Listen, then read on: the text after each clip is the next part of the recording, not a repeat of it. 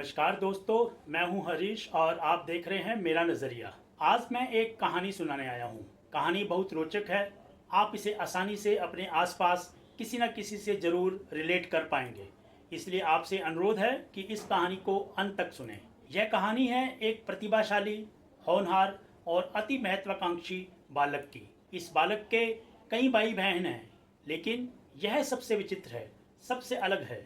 अपनी वाक्पटुता और अपनी चतुराई के सहारे इस बालक ने अपना रास्ता खुद बनाया है। इस बालक से उसके अभिभावकों और उसके भाई बहनों को बहुत उम्मीदें थी।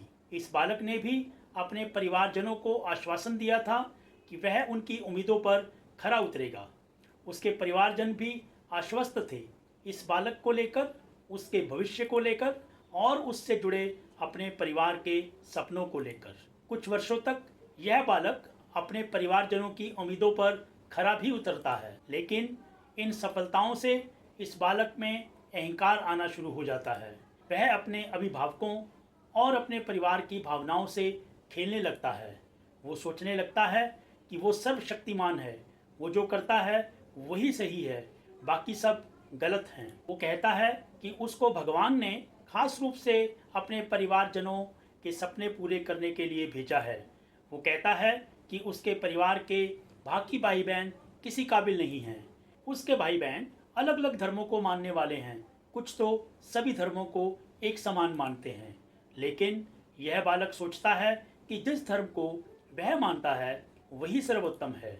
उसकी इन बातों को उसके अधिकतर भाई बहन सच भी मानने लगते हैं, शायद उसकी पूर्व की सफलताओं से प्रभावित होकर।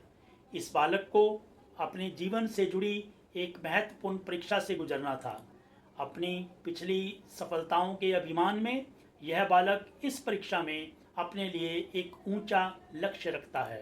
वह उसकी बातों को सच मानने वाले परिवार के अन्य सदस्यों को आश्वासन देता है कि वह अपने ऊंचे लक्ष्य को प्राप्त कर लेगा। लेकिन परीक्षा की तैयारी के दौरान उसे लगने लगता है कि वह अपने लक्ष्य को हासिल नहीं कर पाएगा। वह अपने लक्ष्य को हासिल करने के लिए वैकल्पिक और अव्यवहारिक तरीके अपनाने लगता है, शायद यह सोचकर कि उसके परिवार वाले उसके ऊपर अंधा विश्वास करते हैं, इसलिए आपत्ति नहीं करेंगे। लेकिन यही उस बालक की सबसे बड़ी भूल थी, क्योंकि उसके परिवार के अधिकतर लोग इस बालक की चिकनी चुपड़ी बातों को अब समझने लगे थे। वे जानने लगे थे कि इस बालक की अधिकतर बातें बनावटी हैं, लुभावनी तो हैं, लेकिन सच्चाई से कोसों दूर हैं। परीक्षा का रिजल्ट आता है। इस बालक की कंपार्टमेंट आ जाती है। वह अपने लक्ष्य को प्राप्त करने में तो असफल होता ही है, उसको पास होने के लिए भी ग्रेस अंकों की ज़रूरत पड़ती है। इस बालक के परिवार को उस वक्त और भी गुस्सा आता है, दुख होता है, जब यह बालक अपने कम आए अंकों पर अफसोस जताने की बजाय, समीक्षा करने की बजाय बरसों से फेल होते आए बच्चों से तुलना कर अपने आप को बेहतर साबित करने लगता है। ऐसा लग रहा था जैसे उसे कोई अफसोस ही ना हो।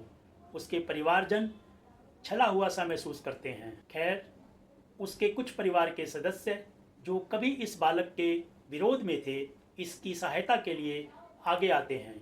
इसको कुछ शर्तों पर ग्रेस अंक दिलवाते हैं और किसी तरह इस बालक को पास करवाते हैं, इस आशा से कि यह बालक अपनी गलतियों को सुधारेगा, सबको समान अवसर देगा, सबकी सुनेगा, सबकी राय लेगा और सबका सम्मान करेगा। यह जानने के लिए कि इस बालक का अभिमान टूटा कि नहीं, इसने अपनी गलतियों से कुछ सीखा कि नहीं, इसके लिए इंतज़ार करें इस कहानी के भाग 2 का।